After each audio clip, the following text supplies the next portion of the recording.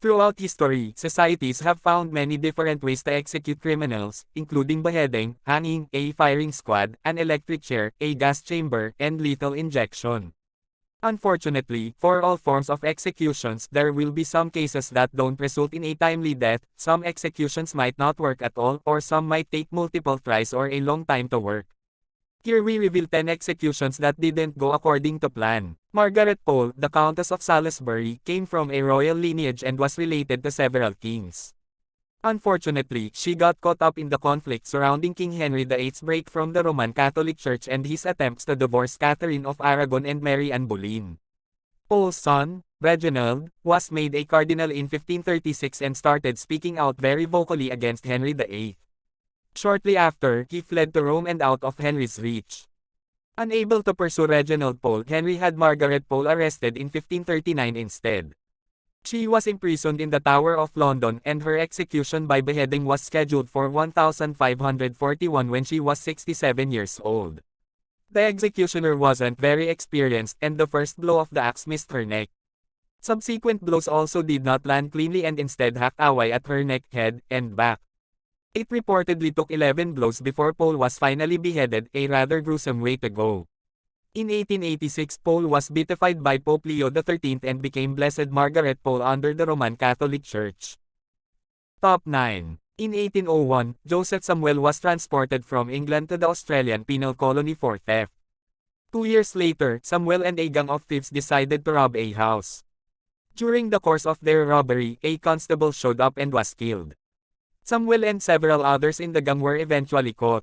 Samuel confessed to the robbery but not the killing. However, he was still sentenced to death by hanging. On the date of his execution, Samuel continued to claim his innocence. Samuel was transported to Parramatta with another man, both scheduled to be hung. With a noose around his neck, the cart was moved from beneath the gallows.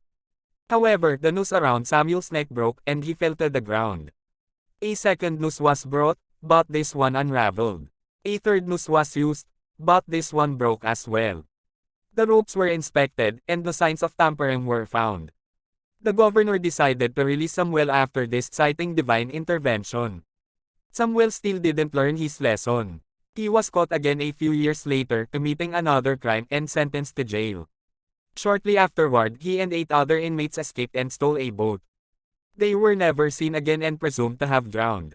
Dalawa. Top 8. John Lee was another man they could not hang. In 1884, Lee was convicted of murdering Emma Ann Whitehead Keys, a resident of the small village of Babacombe in England. Although the evidence against Lee was weak and circumstantial, he was sentenced to die by hanging at Exeter Prison in 1885. Prison tested the trapdoor underneath the gallows several times to make sure that it worked. Yet when they went to execute Lee, the trapdoor that Lee was supposed to drop through got stuck and would not open. They tried a second time and a third time but beat with the same result. The trapdoor just would not open. Lee's execution was postponed and eventually commuted to a life sentence in prison. After serving 22 years of his life sentence, he was released from prison. 3. Top 7. In 1978, Dinggau Lorsaunern worked as a domestic helper for a family in Bangkok, Thailand. She kidnapped their 6-year-old son and gave him to a criminal gang who held him for ransom. The ransom payment didn't go as planned and the gang ended up killing the boy. He was wounded with a knife and buried alive. Lorsaunern and the gang were caught and sentenced to die by firing squad. On the execution day, Lorsaunern was tied to a cross and the executioner shot 10 bullets into her body. When the medical examiner couldn't find a sign of life, she was taken to the morgue where she started making sounds and tried to sit up. She was rolled over to help her bleed out faster while a second accomplice was brought for his execution. When the execution team discovered later that she was still alive, they tied her up again and shot her with 15 more bullets which finally killed her. Similar issue occurred with the third person to be executed in the plot. The first 13 bullets didn't kill him so they had to shoot him 10 more time. Top 6. In 1976, while he was on parole for killing his girlfriend, Jimmy Lee Gray kidnapped, raped, and murdered a 3-year-old girl. He was sentenced to die in the gas chamber in Mississippi in 1983. On his execution day, Lee was strapped to the chair in the gas chamber. Cyanide pellets were released and dropped into the sulfuric acid solution underneath the chair, which released the poisonous gas. Gray was said to have taken a deep breath, then started gagging and banging his head against the steel pole behind his chair. Although the doctors on end have stated that his heart stopped beating after 2 minutes, witnesses say he was moaning and banging his head for the whole 8 minutes that they were allowed to watch. They were quickly escorted out of the viewing area after 8 minutes. Shortly after Lee's execution, Mississippi installed a headrest on the execution chair. A few months later, they switched to lethal injection for executions. Top 5. In 1978, Frank Joseph Coppola, a former policeman, was convicted of beating a woman to death while robbing her home in Newport News. He was sentenced to death in Virginia. Although maintaining his innocence, Coppola requested his execution by the electric chair during the summer of 1982. At that time, he dropped all further appeals to further spare his family more grief. In theory, during execution by electric chair, 2 jolts of electricity are sent through the condemned prisoner's body. The first is supposed to cause unconsciousness and the second to cause death. In Coppola's case, the first jolt did not make him unconscious. Witnesses could see and hear him writhing in pain. During the second jolt, which lasted nearly a minute, witnesses could hear the sound of and smell flesh sizzling. Both Coppola's head and leg caught on fire. There was so much smoke in the chamber that the witnesses say they could barely see Coppola. Top 4. Jesse Tefero was convicted of fatally shooting 2 police officers during a routine traffic stop in Florida in 1976.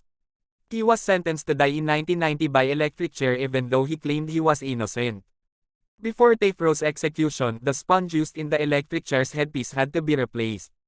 Instead of replacing it with another natural sponge which could handle the electric current without starting a fire, officials used a synthetic sponge. When the first jolt of electricity was delivered, the headpiece caught on fire. Witnesses said they saw flames nearly a foot high shooting up from Tefero's head. It would take 7 minutes and 2 more jolts before Tefero was declared dead. Inmates at the prison claimed to have smelled his burning flesh for days after the execution. Saddest part of the Tefero story occurred after his death. It turns out he was innocent as he had maintained all along. An accomplice in the car with Tefero eventually confessed to the shooting. Top 3. In 1994, Brian Steckel talked his way into Sandra Lee Long's apartment. He then raped and strangled her and set her bedroom on fire, killing her. Steckel was convicted and sentenced to death by lethal injection in 1997. While in prison, Steckel sent taunting letters to Long's mother. The execution was carried out in 2005 in Delaware. During his execution, officials noticed the anesthetic that Steckel had been injected with started leaking into the tissue surrounding the needle in his arm, but they didn't fix the problem. He was then injected with a paralytic drug and a very painful heart-stopping drug. There was also a blockage in the line which was eventually cleared, though again with no anesthesia. The process took so long that Steckel wondered out loud why it was taking such a long time. Prison officials have denied that there was any problem with the execution and claimed that they had simply wanted to give Steckel more time to say his goodbye. Top 2. In 1989, Joseph Wood shot and killed his ex-girlfriend and her father. He was sentenced to die by lethal injection in Arizona in 2014. Wood was strapped to a gurney, and the execution began normally. Officials didn't have any problems inserting the needle or with the injection itself. However, due to issues with obtaining certain drugs for use in executions, Arizona was using an experimental 2-drug combination that it had never used before. The same drug combination had been used in a recent Ohio execution where the condemned took nearly 30 minutes to die. Nonetheless, Arizona officials expected the execution to take mere minutes. Instead, it ended up taking much longer. Witnesses to the execution say they started seeing Woods gasping for air and making noises a few minutes into the execution. It would eventually take nearly 2 hours, 15 injections, and several hundred gasps before Woods finally died, making it one of the longest executions in U.S. history. Top 1. Rommel Broom was convicted of abducting, raping, and killing a 14-year-old girl in 1984 and sentenced to die. In September 2009, Broom was supposed to be executed via lethal injection. The execution team tried 18 times to insert the needles necessary to inject the lethal combination of drugs but failed. They tried to find usable veins in both Broom's arms and legs and, at one point, struck his bone instead. Broom even tried to assist the team several times by turning over onto his side and moving his arms up and down while flexing his fingers. Finally, they were able to insert the needle but his vein collapsed as soon as they tried to inject saline. After 2 hours, the state finally halted the execution attempt. The governor issued a one-week reprieve and Broom's attorneys appealed. Broom appealed to the Ohio Supreme Court on the grounds that a second execution would put him in double jeopardy and constitute a cruel and unusual punishment. His appeal was denied by both the Ohio Supreme Court and the U.S. Supreme Court. His execution was rescheduled for 2017 but delayed again until 2022. However, Broom died in prison in December 2020 before a second execution could take place.